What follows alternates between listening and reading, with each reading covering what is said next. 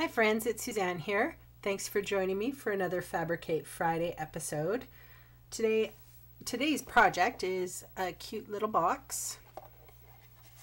Has a lid that is a flip-top lid really, but it stays shut perfectly. These are a couple different versions that I've been doing. I've had some audio trouble, so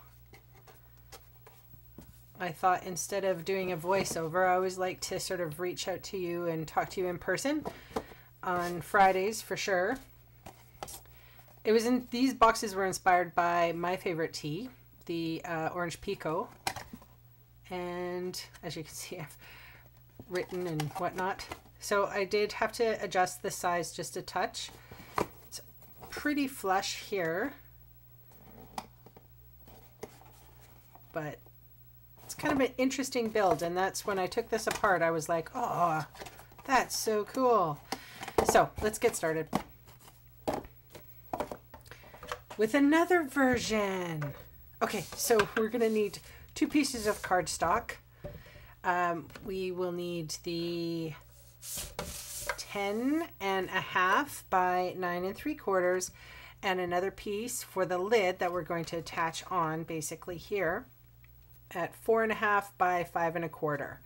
So how we're going to score this is with the long side, so the 10.5 inch side at the top, we're going to score it at 1/2 inch,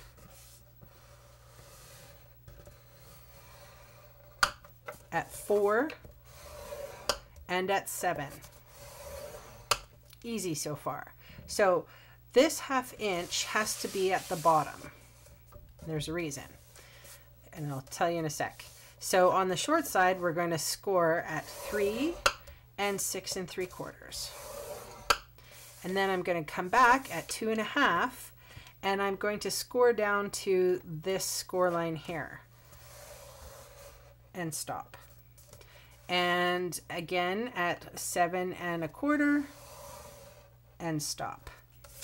And that's all the scoring. So pretty easy. And then on the lid, you're going to score at 3/4 of an inch on all 4 sides.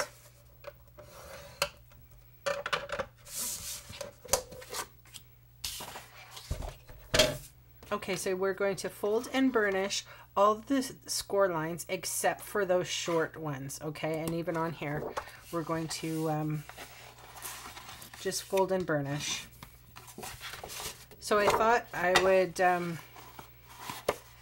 since this is the tea box, I thought I'd give a shout out to some of my UK followers. Karen, if you're watching this, have a cup of tea for me.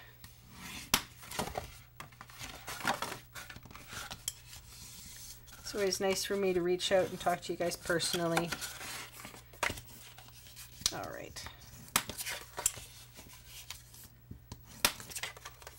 Now that I've had all my practice runs, I should be able to show you this with no hiccups, right? That's the thought process. Okay, so can hardly see it, but there's our score line here, the half one, or the 2/3 score line. So what we're going to do is we're going to cut up here and cut neatly across, and we're going to remove these 2 triangles and these 2 triangles, and that's it for removing. So these little bits and pieces, what I thought would be really nice is that you could actually make a tiny little card that could go along with this gift box. Okay, very neatly cut the bottom here. I say very neatly and then I do a really crappy job.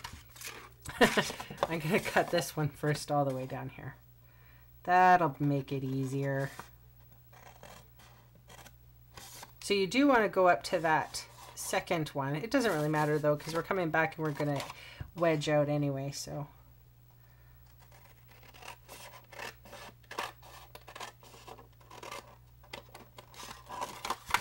See? You just have to nip off that little bit. And then with this same designer series paper, you can make a little card with it and it's ready to go. Always thinking about you. Okay, so we're just going to wedge this out just a touch, not too much. And we're going to take a whole triangle out of that score line and a triangle out of this score line. Oh, that was awkward. And then a little wedge out of here.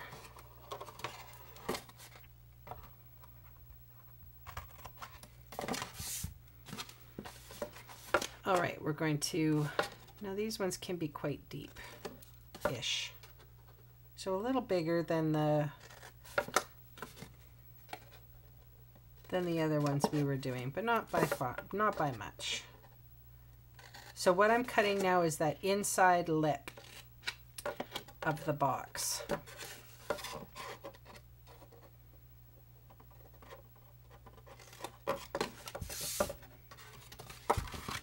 I'll show you on the blue one. So that's these guys, and do you see how mitered they are? Quite nicely. You can go in and fix it up if they're not completely correct. So that's what you should have. Really different, hey?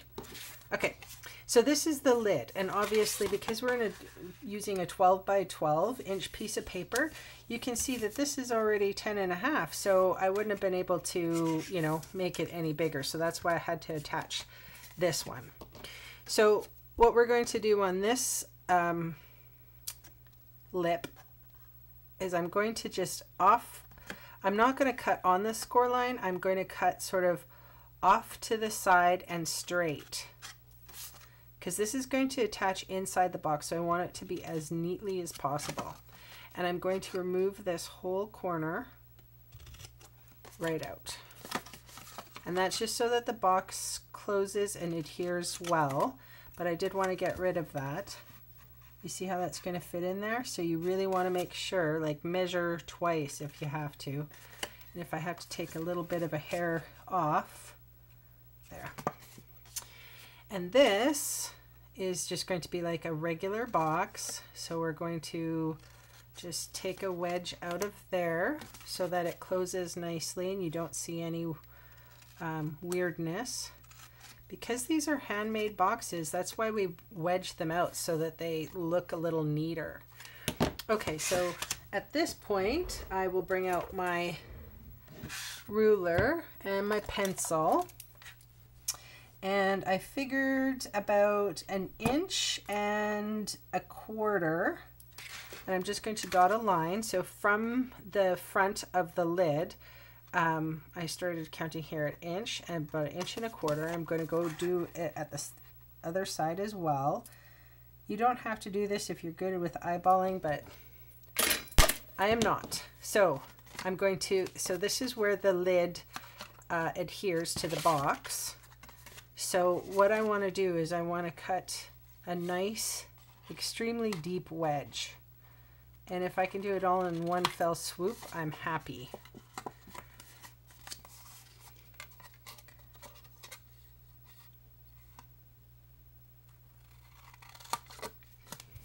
All right. Now I would normally say go ahead and adhere the paper on, but because the paper is all different sizes, it's just easier for us to do it this way. So I'm going to adhere the box lid to the box right now. It's totally easier. And I find the best way is to do something like that. Oops.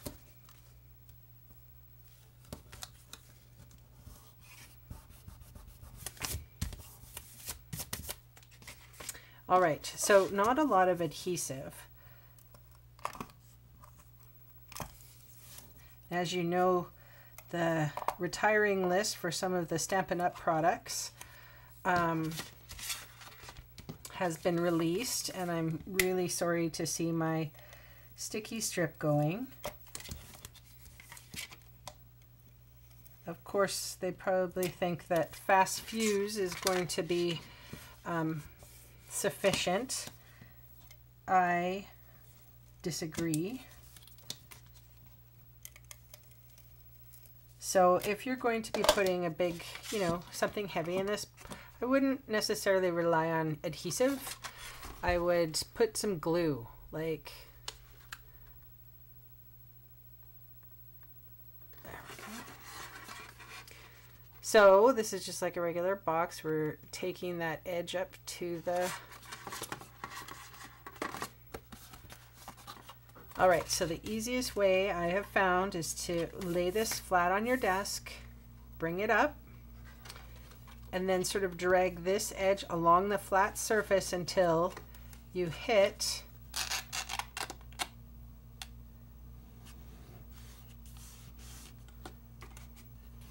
that other part, your little tab.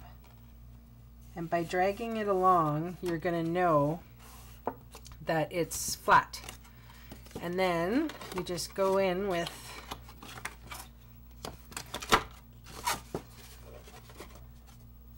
there you go. That side, and I'm stuck. I mean, Fast Fuse is a good adhesive, but I'll be honest, I like my sticky strip better. Whoops.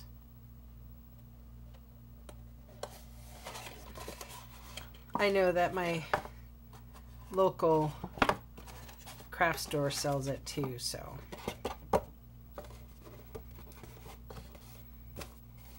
There you are. See how well it closes? This one's nice and snug. Excellent. All right, so designer series paper. So the front has to be 2.5 by 3.5, and that fits right on the front with an 1/8 of an inch border around. The back is 3.25 by 3.5. The top is 2 3/4 by 3.5. There's a pattern here. This is gold soiree paper that I'm using. The sides are 2.5 by 2 3/4. And you need 2 of them.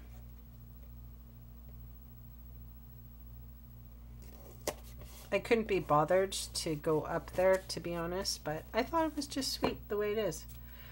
All right, so one more little measurement because I'm a Virgo and I have issues. So the center here is 1 7/8.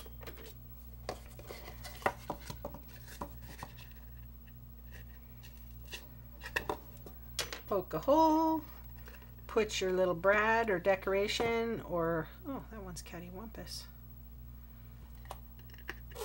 Whatever. I thought this would be, this one seems to me like it's a nice birthday. Birthday box for a boy or a girl. Hey, super cute. Look at the baby version. Can't remember what this one was called, the designer series paper. This is Maritime and Coastal Cabana, and this is so Mother's Day, it's not even funny. So hope you enjoyed this, and I shall see you next Friday.